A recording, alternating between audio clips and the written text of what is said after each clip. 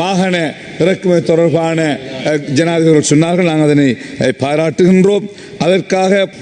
அதற்காக ஏனைய அந்த டாலருடைய பெறுமதி கூடுவதை அரசாங்கம் கூடாமல் தவிர்த்துக் கொள்ள வேண்டும். ஏனென்றால் வாகனத்தை இறக்குமதி செய்கின்ற போது சில வேளைகளில் டாலருடைய பெருமானம் இருக்கின்ற பெருமானத்தில் இருந்து கூடுகின்ற போது எல்லா பொருட்களுடைய விலைகளும் அதிகரிக்க வாய்ப்பு இருக்கிறது. வீடியோக்களை மிஸ் பண்ணாமல் பார்க்க இன்றே ஷார்ட் நியூஸ் யூடியூப் சேனலை சப்ஸ்கிரைப் பண்ணுங்கள்.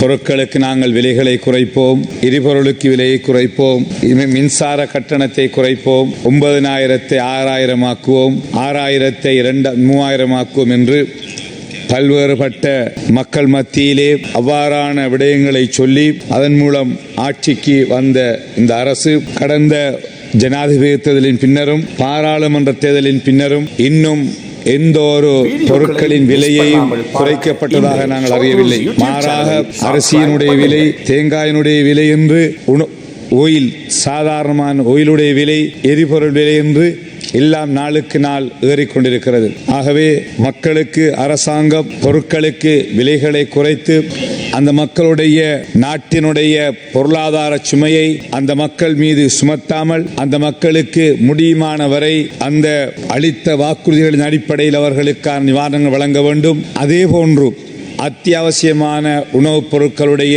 விலைகளை கட்டுப்பாட்டுக்குள் கொண்டு வந்து மக்கள் அந்த பொருட்களை குறைந்த விலையில் எடுப்பதற்கான வசதிகளை அரசாங்கம் செய்யும் சந்தர்ப்பத்திலே நாம் கேட்டுக்கொள்ள விரும்புகின்றோம். அதே போன்று குறிப்பாக இலங்கை மின்சார சபையினுடைய மின் கட்டணங்கள் குறைக்கப்படும் என்று மக்கள் மத்தியில் சொல்லப்பட்டது.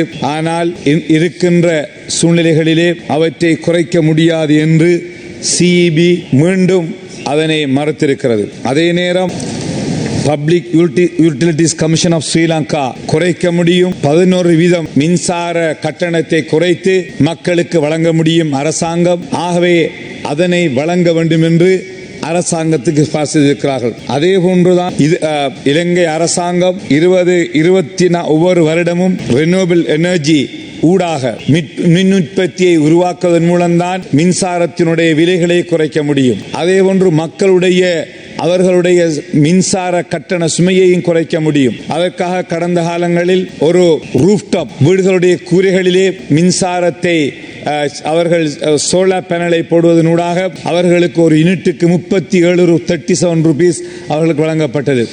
ஆனால் அண்மையிலே சிஇபி அதனை குறைத்து மீண்டும் 10 ரூபாயை குறைத்து 27 ரூபாய்க்குத்தான் ஒரு யூனிட்டை பர்ச்சேஸ் பண்ண முடியும் என்ற ஒரு அபிப்பிராயத்தை தெரிவித்த போது PUSL மிக தெளிவாக அவர்கள் சொன்னார்கள், target in 2024 483 megawatts but only 261 megawatts achieved so far and target in 2025 505 megawatt with an additional 3,508 megawatt solar PV capacity still required by 2030.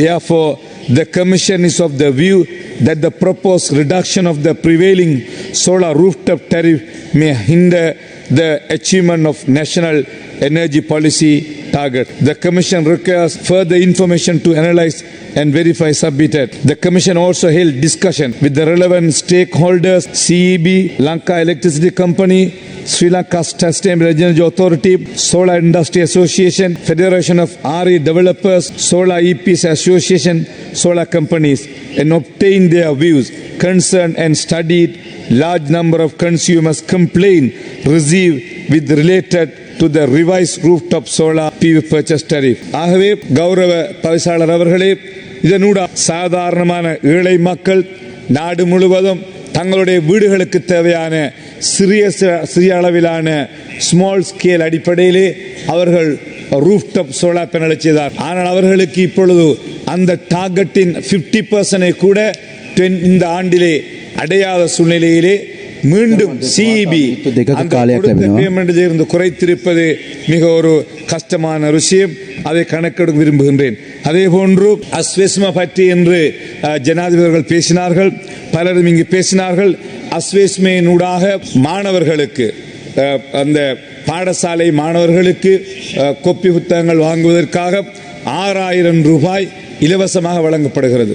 ஆனால் அரச உத்தியோகத்தர்கள் அவர்களும் மிக கஷ்டமான சூழலில் தான் வாழ்ந்து கொண்டிருக்கிறார்கள். நாட்டினுடைய பொருளாதார சுமைக்கு மத்தியிலே பொருட்களுக்கு விலை அதிகமான நிலையிலே மிக குறைந்த சம்பளத்தோடு வாழ்ந்து கொண்டிருக்கிறார்கள். ஆகவே அவர்களுக்கு ஒரு சீர்குலைவு ஏற்பட்டிருக்கிறது. 4000 ரூபாய் தான் ஒரு மாணவருக்கு வழங்க முடியும் என்றும் அதுவும் வட்டியோடு கடனாக வழங்குகிறார். ஆகவே கௌரவ தவிசாளர் அவர்களே, அந்த நாடு முழுவதும் இருக்கின்ற அரசு ஊழியர்களுக்கும் அந்த அஸ்வஸ்ம திட்டத்தின் 6000 ரூபாயை கடனாக கொடுங்கள். ஆனால் வட்டி இல்லாத கடனாக 6000 ரூபாய் அதை கொடுப்பதனூடாக அவர்களுக்கு அது ஒரு பிரயோசனமாக இருக்கும் சந்தர்ப்பத்திலே நான் கேட்டுக்கொள்ள விரும்புகிறேன். ஆகவே அதே போன்று இந்த வாகன இறக்குமதி தொடர்பான ஜனாதிபதி சொன்னார்கள், நாங்கள் அதனை பாராட்டுகின்றோம். அதற்காக ஏனைய அந்த டாலருடைய பெறுமதி கூடுவதை அரசாங்கம் கூடாமல் தவிர்த்துக் கொள்ள வேண்டும். ஏனென்றால் வாகனத்தை இறக்குமதி செய்கின்ற போது சில வேளைகளில் டாலருடைய பெருமானம் இருக்கின்ற பெருமானத்தில் இருந்து கூடுகின்ற போது எல்லா பொருட்களுடைய விலைகளும் அதிகரிக்க வாய்ப்பு இருக்கிறது. ஏற்கனவே மக்கள் மிக அதிக சுமையோடு கஷ்டத்தோடு வாழ்ந்து கொண்டிருக்கிறார்கள். ஆகவே கௌரவ தவிசாளர் அவர்களே, அரசாங்கம் அந்த வேலை திட்டங்களை செய்கின்ற போது அதை மிக கவனமாக செய்ய வேண்டும். இறுதியாக இடம்பெற்ற வெள்ள அனர்த்தத்தினால் குறிப்பாக கிழக்கு மாகாணத்திலே பல பாடசாலைகள் மோசமாக பாதிக்கப்பட்டிருக்கிறது. மட்டக்களப்பு மாவட்டத்திலே மரங்கள் விழுந்து பல பாடசாலைகள் நடத்த முடியாமல் கட்டிடங்கள் உடைந்திருக்கிறது.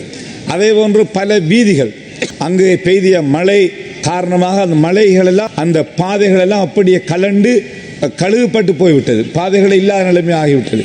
ஆகவே கௌரவ தவிசாளர் அவர்களே, கௌரவ அமைச்சர் அவர்கள் இந்த விடத்திலே கவனம் செலுத்த வேண்டும். ஏனென்றால் மாகாண சபையிலே நிதி இல்லை. நாங்கள் ஜோனல் டைரக்டரை தொடர்பு கொண்ட போது அவர்கள் நிதி இல்லை என்று சொல்லுகிறார்கள். மாகாண தொடர்பு கொண்ட மாகாணத்திலே இதற்கு நிதி இல்லை என்று சொல்லுகிறார்கள். ஆகவே மத்திய அரசாங்கம் டிசாஸ்டர் மேனேஜ்மெண்ட் யூனிட் அதற்கு பொறுப்பான அமைச்சு அவசரமாக இவ்வாறான வெள்ளத்திலே பாதிக்கப்பட்ட ஆகவே இந்த பாதிக்கப்பட்ட பாடசாலைகள் இந்த இன்ஃப்ராஸ்ட்ரக்சர், அதாவது பொது இடங்களையாவது அவசரமாக புனரமைத்து பாடம் நடத்துவதற்கும் அதே போன்று வீதிகளை மக்கள் பாவிப்பதற்கும் பொருத்தமான அளவு அவசரமான நிதிகளை கௌரவ அமைச்சர் அவர்கள் கிழக்கு மாகாணத்துக்கு நிதி ஒதுக்கீடு செய்ய வேண்டும் என்று கேட்டு விடைபெறுகிறேன். நன்றி. வீடியோக்களை மிஸ் பண்ணாமல் பார்க்க இன்றே ஷார்ட் நியூஸ் யூடியூப் சேனலை சப்ஸ்கிரைப் பண்ணுங்கள்.